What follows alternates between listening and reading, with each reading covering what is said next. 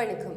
நீங்கள் இணைந்திருப்பது சமூகத்தின் மதிய நேர பிரதான செய்திகளோடு இணைந்து கொள்ளும் நான் டோரேன் புஷ்பராஜா. விரிவான செய்திகளுக்குள் செல்வதற்கு முன்னதாக முதலில் தலைப்புச் செய்திகள். என் பதவியேற்பை தடுத்தால் வழக்கு, நாச வேலைகளை செய்ய வேண்டாம் தயாசிரி எச்சரிக்கை. யாழிலிருந்து எடுத்து செல்லப்பட்ட சம்பந்தனின் பூதவுடல் திருகோணமலையில் ஞாயிறன்று இறுதி நிகழ்வு. பங்காளிகளை தக்கவைக்க மொட்டு கடும் பிரயத்தனம், பிரதமருடன் விசேட சந்திப்பு. அக்குரணையில் பாரிய தீ விபத்து, மூடப்பட்ட கண்டி மாத்தலை பிரதான வீதி. யகார்த்தாவில் அவசரமாக தரையிறக்கப்பட்ட இலங்கை விமானம். கெஹலியாவின் மனைவி மகள்களின் வங்கிக் கணக்குகள் முடக்கம். கொழும்பு கடற்கரையில் கரையொதுங்கிய மர்ம பொருள். மசாஜ் நிலையம் என்ற போர்வையில் விபச்சார விடுதிகள். திடீர் சுற்றி வளைப்பில் சிக்கிய 11 பெண்கள். சகல நாடுகளுக்கும் சகலவிதமான விசா வழிமுறைகளையும் சட்ட ரீதியான விசா ஆலோசனைகளையும் பெற்றுக் கொள்வதற்கு 10 வருட கால சேவை அனுபவம் கொண்ட சன் டிராவல்ஸ் அண்ட் டூர்ஸ். நீதிமன்றம் வழங்கிய தீர்ப்புக்கு அமைய ஸ்ரீலங்கா சுதந்திர கட்சியின் வழமையான பொதுச் செயலாளராக செயற்படும் உரிமையில் தலையிட வேண்டாம் என நாடாளுமன்ற உறுப்பினர் தயாசிரி ஜெயசேகர கோரிக்கை விடுத்துள்ளார்.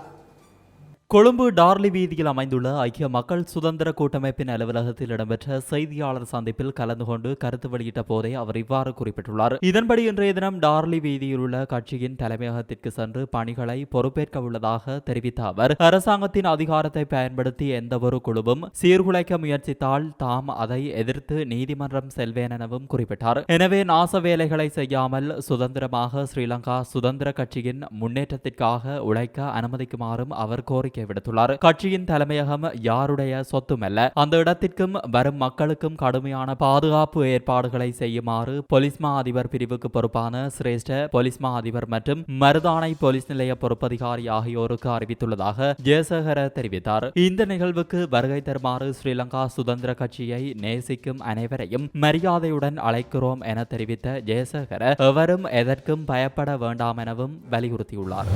இலங்கை தமிழரசு கட்சியின் மூத்த தலைவர் ராஜவரோதயம் சம்பந்தனது பூதவுடல் யாழ்ப்பாணத்திலிருந்து இன்றைய தினம் விமானம் மூலம் திருகோணமலைக்கு எடுத்து செல்லப்பட்டது. யாழ்ப்பாணத்தில் உள்ள தந்தை செல்வா கலையரங்கில் சம்பந்தனின் பூதவுடலுக்கு நேற்று பலரும் அஞ்சலி செலுத்திய நிலையில் அஞ்சலி நிறைவுக்கு வந்து பூதவுடல் அங்கேயே வைக்கப்பட்டது. தந்தை செல்வா கலையரங்கில் இருந்து இன்று காலை கார் மூலம் பலாலி விமான நிலையத்திற்கு கொண்டு செல்லப்பட்டு அங்கிருந்து திருகோணமலைக்கு விமானம் மூலம் கொண்டு செல்லப்பட்டது. திருகோணமலையில் 2 தினங்கள் பொதுமக்கள் அஞ்சலிக்கு வைக்கப்பட்டு நாளை மறுநாள் ஞாயிற்றுக்கிழமை இறுதிக்கிரியைகள் நடைபெற்று தகனம் செய்யப்பட உள்ளமை குறிப்பிடத்தக்கது. ஜனாதிபதி தேர்தல் தொடர்பில் ஸ்ரீலங்கா பொதுஜன பெரமுன கட்சியின் ஸ்தாபகர் பசில் ராஜபக்ஷவுக்கும் பிரதமர் தினேஷ் குணவர்த்தனவுக்கும் இடையில் விசேட சந்திப்பு நடைபெற்றுள்ளது. கடந்த செவ்வாய்க்கிழமை இரவு நடைபெற்ற இந்த சந்திப்பின் போது சமகால அரசியல் நிலவரம் குறித்து சுமார் 1 மணி நேரத்திற்கு மேல் கலந்துரையாடல் இடம்பெற்றது. மொட்டு கட்சியுடன் கூட்டணி வைத்துள்ள மகஜன எக்ஸத் பெரமுன கட்சியின் தலைவர் என்ற அடிப்படையிலேயே அந்த சந்திப்பில் பிரதமர் பங்கேற்றார். மகஜன எக்ஸத் பெரமுனவை பிரதிநிதித்துவப்படுத்தும் நாடாளுமன்ற உறுப்பினர் சிசிர ஜெயக்கொடியும் சந்திப்பில் பங்கேற்றிருந்தார். மொட்டு கட்சியின் சார்பில் பசில் ராஜபக்ஷ, நாடாளுமன்ற உறுப்பினர்களான காமினி லொக்குஹே, ஜோன்ஸ்டன் பெர்னாண்டோ, சாகர காரியவசம் ஆகியோர் பங்கேற்றிருந்தனர். ஸ்ரீலங்கா பொதுஜன பெரமுன கட்சியுடன் கூட்டணி வைத்திருந்த சுமார் 7 பங்காளி கட்சிகள் ஜனாதிபதி ரணிலுக்கு ஆதரவு தெரிவித்துள்ள நிலையிலேயே தமது கட்சியின் நிலைப்பாட்டை இன்னும் அறிவிக்காத பிரதமரின் கட்சியுடன் பசில் ராஜபக்ஷ பேச்சு நடத்தினார் என்பதும் குறிப்பிடத்தக்கது. அக்குரணி நகருக்கு அருகில் வெதுப்பகு பொருட்கள் விற்பனை நிலையம் அமைந்துள்ள 3 மாடி கட்டடம் ஒன்றில் தீப்பரவல் ஏற்பட்டுள்ளது. இதன் காரணமாக அந்த கட்டடம் முற்றாக தீக்கிரையாகியுள்ளது. இன்று அதிகாலை இந்த தீ விபத்து ஏற்பட்டுள்ளதாக போலீசார் தெரிவித்தனர். இந்த தீப்பரவல் காரணமாக கண்டி மாத்தலை ஏனையின் வீதியை தற்காலிகமாக மூடுவதற்கு காவல்துறையினர் நடவடிக்கை எடுத்துள்ளனர். இதுவரையில் தீயை கட்டுப்படுத்த முடியவில்லை என தெரிவிக்கப்படுகிறது. உணவகத்தில் சுமார் 50 எரிவாயு சிலிண்டர்கள் இருப்பதாக உரிமையாளர் தெரிவித்ததால் தீயை கட்டுப்படுத்துவதில் சிரமம் ஏற்பட்டுள்ளதாக போலீசார் தெரிவித்தனர். ஆஸ்திரேலியாவின் மெல்பர்னிலிருந்து கொழும்பு நோக்கி பயணித்த ஸ்ரீலங்கன் ஏர்லைன்ஸ் விமானம் அவசரமாக தரையிறக்கப்பட்டுள்ளதாக தகவல் வெளியாகியுள்ளது.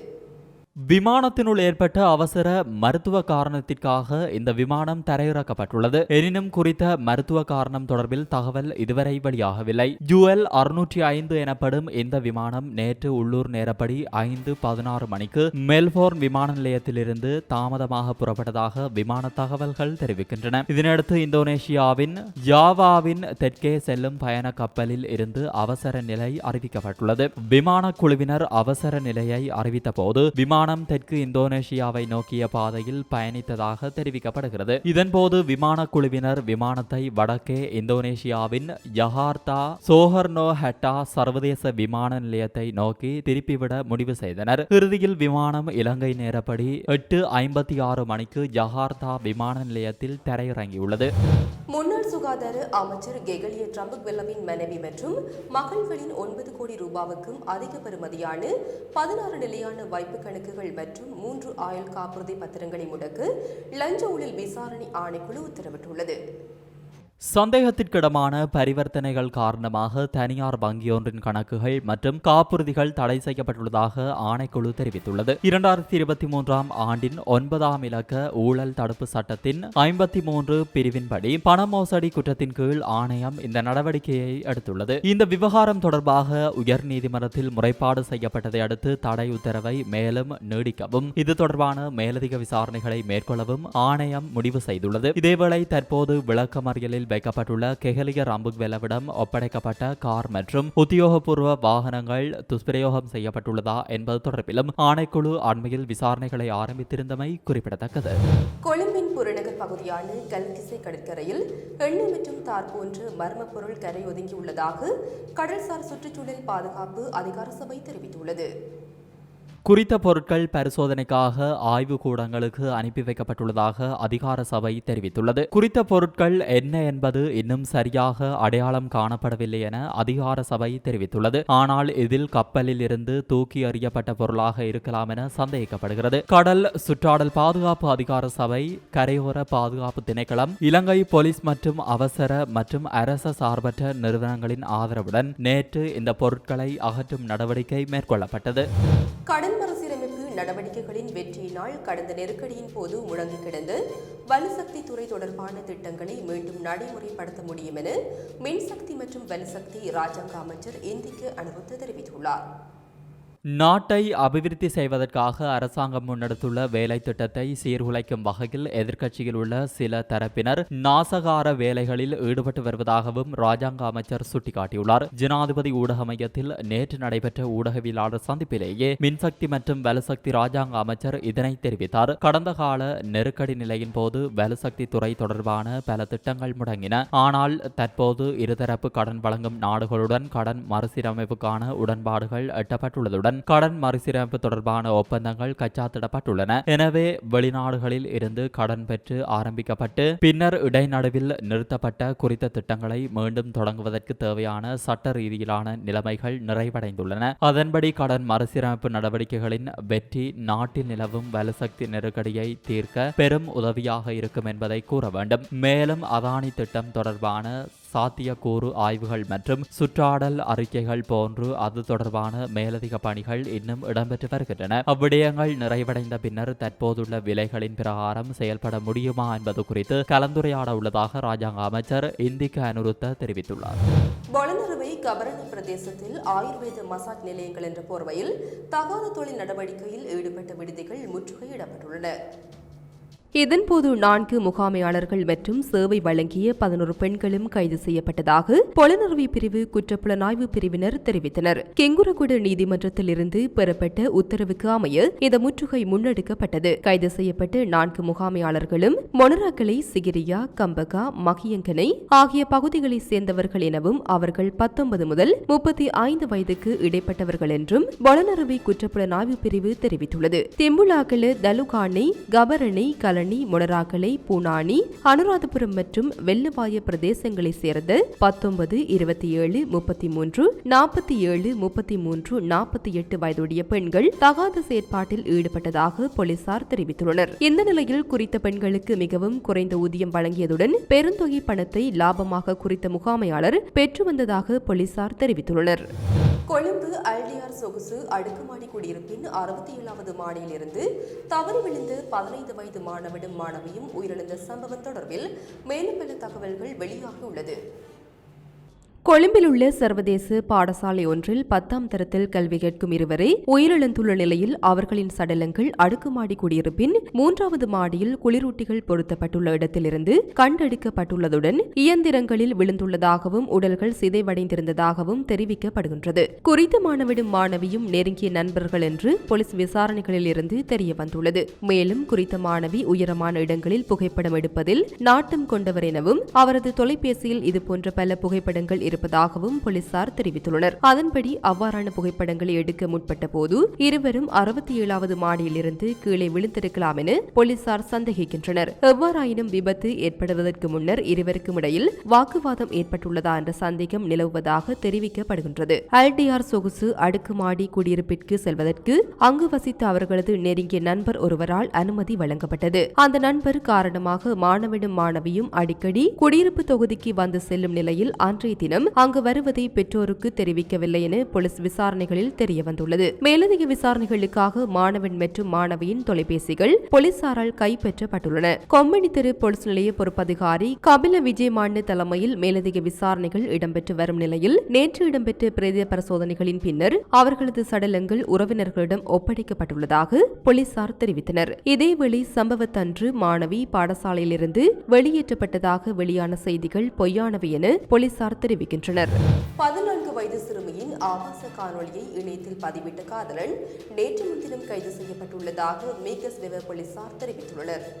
இந்த சம்பவம் பொலனறுவை மெதிரிகிரிய பிரதேசத்தில் இடம்பெற்றுள்ளது. பொலனறுவை அம்பலகஸ்வெவ பிரதேசத்தைச் சேர்ந்த 25 வயதுடைய காதலனை கைது செய்யப்பட்டுள்ளார். சந்தேக நபரான காதலன் பாதிக்கப்பட்ட சிறுமியுடன் காதல் உறவில் ஈடுபட்டுள்ள நிலையில் சிறுமியின் பெற்றோர் வீட்டில் இல்லாத நேரத்தில் அவரின் வீட்டிற்கு சென்று சிறுமியுடன் நெருக்கமாக இருந்துள்ளதுடன் அதனை காணொலியாக எடுத்துள்ளதாக போலீசார் தெரிவித்தனர். இந்த நிலையில் சந்தேக நபருக்கும் சிறுமிக்கும் இடையில் பிரிவு ஏற்பட்டுள்ள நிலையில் சந்தேக நபர் சிறுமியின் ஆபாச காணொலிகளை இணையதளத்தில் பதிவிட்டுள்ளார் உள்ளதாக போலீசார் தெரிவித்தனர். கைது செய்யப்பட்டு சந்தேக நபரை கெங்குராகுடு நீதவான் நீதிமன்றில் ஆஜர்படுத்த நடவடிக்கை எடுக்கப்பட்டுள்ளதாக போலீசார் மேலும் தெரிவித்தனர்.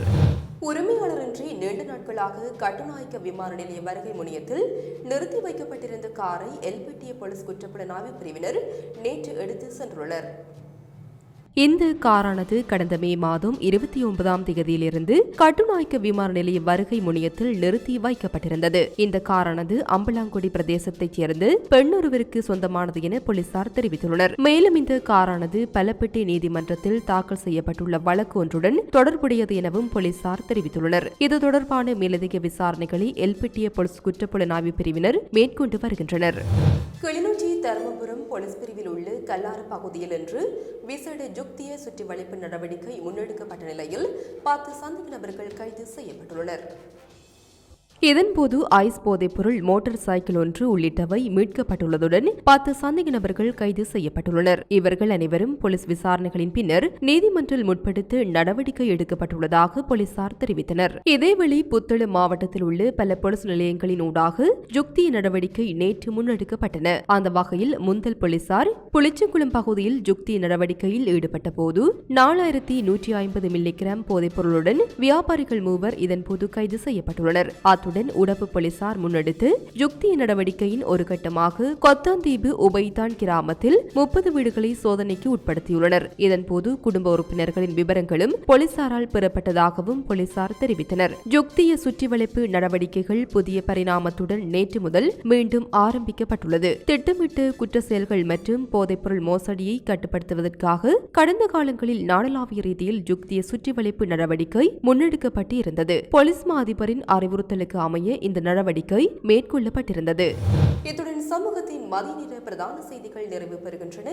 தொடர்ந்தும் சமூகத்தோடு இணைந்திருங்கள். இது போன்ற செய்திகளை தெரிந்து கொள்ள சமூகம் நியூஸ் சேனலை சப்ஸ்கிரைப் செய்து அருகில் உள்ள பெல் பட்டனை கிளிக் செய்யுங்கள்.